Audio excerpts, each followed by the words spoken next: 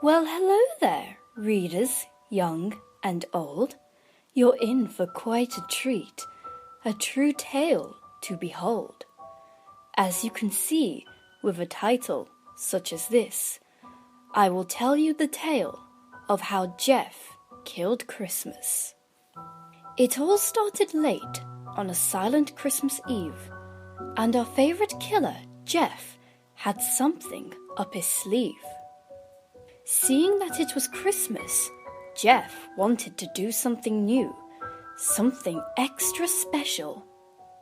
But what was he to do?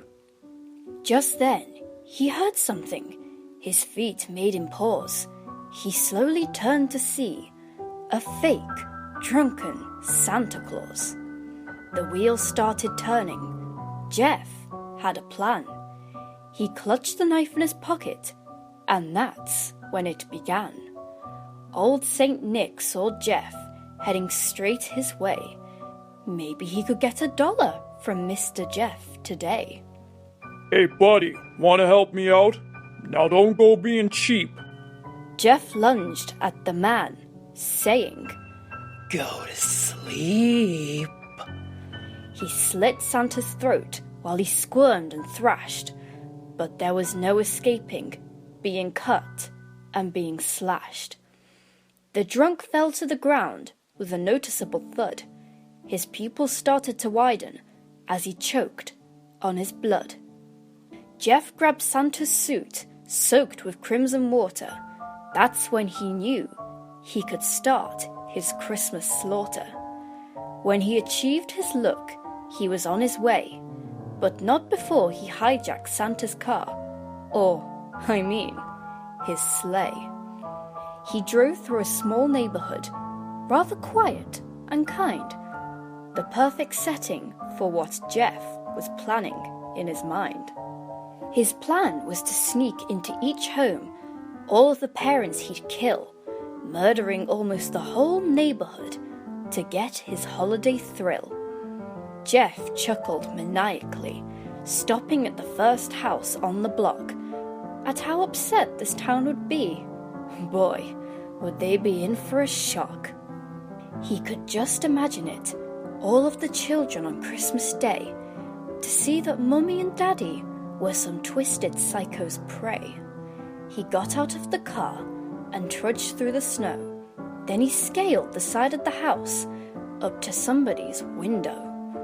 Through the window, he saw the parents dreaming their Christmas dreams. It's a little too quiet in there. Let's see if I can't get him to scream. He snuck through the window and crouched by the bed. He withdrew his knife and balanced it on Daddy's head. He poked at Daddy Dearest, who awoke to the face of evil. The man let out a gasp of fear. Yeah, I have that effect on people. Jeff slammed the knife through his skull. The mother screamed and tried to run, but Jeff caught up and gutted her. He seemed to be having a lot of fun. When he was done with the mother, he wrote his slogan on the wall. But then he heard little footsteps making their way down the hall. He shot out of the room, then he slammed the door. He couldn't let the child see his masterpiece of gore.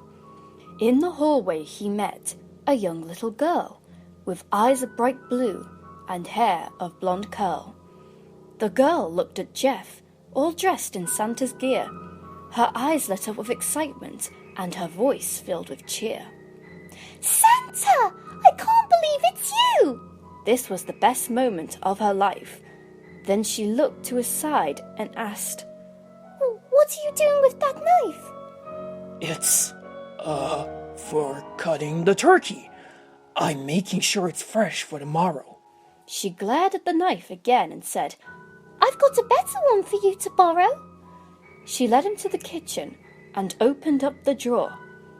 His eyes were fixated on a knife that he just couldn't ignore.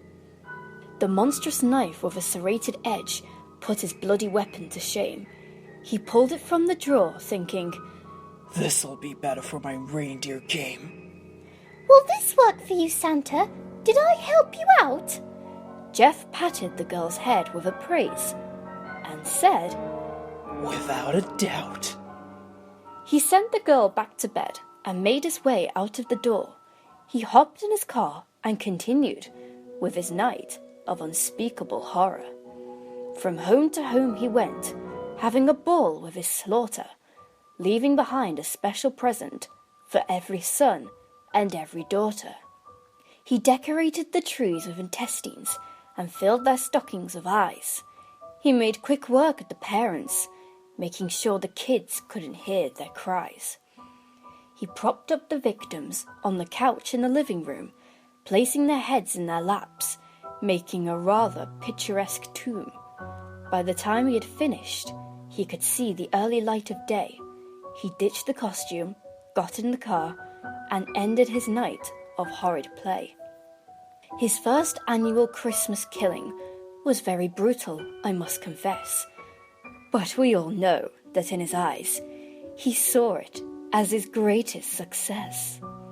That small town won't be the same.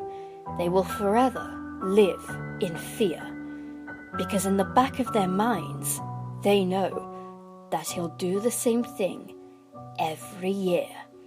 So for those of you who live in a town of small population, be warned and prepare for a night of gore and devastation. Sleep with a gun, lock everything up, and don't forget this little thriller. If you don't want to be the next victim of the infamous Jeff the Killer.